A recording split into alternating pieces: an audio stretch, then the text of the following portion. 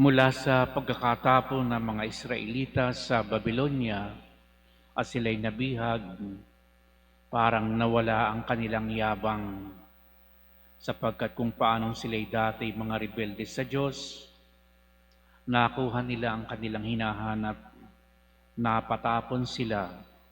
Kaya nang sila'y ibalik din ng Diyos muli sa kanilang sariling bayan, sa Israel, isang realization ang kanilang mahalaga na napagtanto, ang pagiging sentro ng Diyos sa kanilang buhay. Kaya ang unang-unang ginawa ng mga Hudyo sa kanilang pagbabalik mula sa pagkakatapong ito ay ipinagawa nila at inayos ang templo na nawasak sa Jerusalem, sapagkat doon nakasentro ang kanilang pagsamba, dahil doon matatagpuan at nakikipagtagpo ang Diyos sa kanyang presensya sa mga taong pumupunta roon. At hanggang ngayon, nandyan pa ang Jerusalem, nandun pa ang napakalaking templo.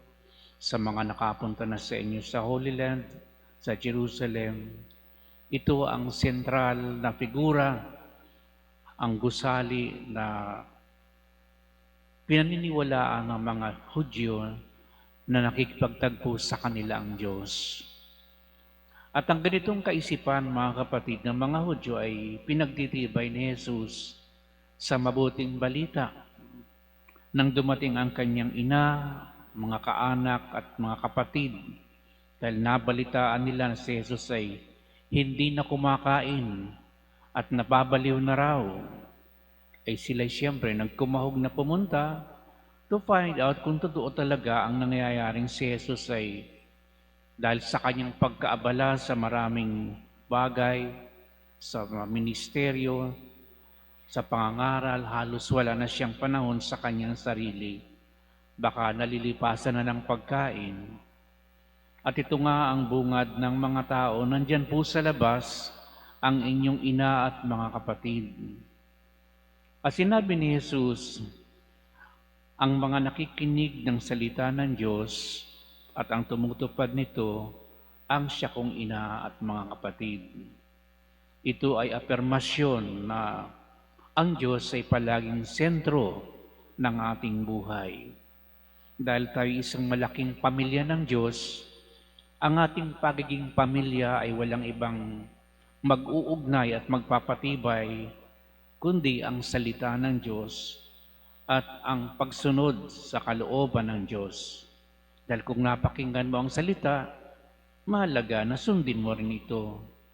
Kaya sa ating mga binyagan, mahalaga na maging tapat tayo sa pagsasabuhay ng ating baptismal commitment na nakapaloob na rito ang pakikinig natin palagi sa salita ng Diyos at ang pagsisikap na makatugon at tayo mapasaloob sa kalooban ng Diyos sa mga panahon at iba't ibang panahon ng ating buhay.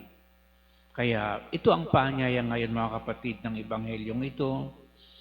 Kung kinukonsidera ng mga tao, lalo na ng mga Hudyo, na sentro ng kanilang pamumuhay sa araw-araw ay ang Diyos, sa atin din mga Kristiyano, lalo na mga binyagan, hindi mapatutunayan ang pagiging malaking pamilya natin na kasama ang Diyos sa pamamagitan ng gusali o ng mga tinatawag na external trappings, mga panglabas lamang.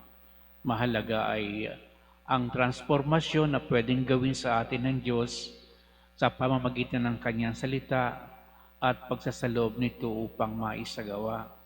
Kaya ito rin ang paanyaya sa atin ng Panginoon sa araw na ito.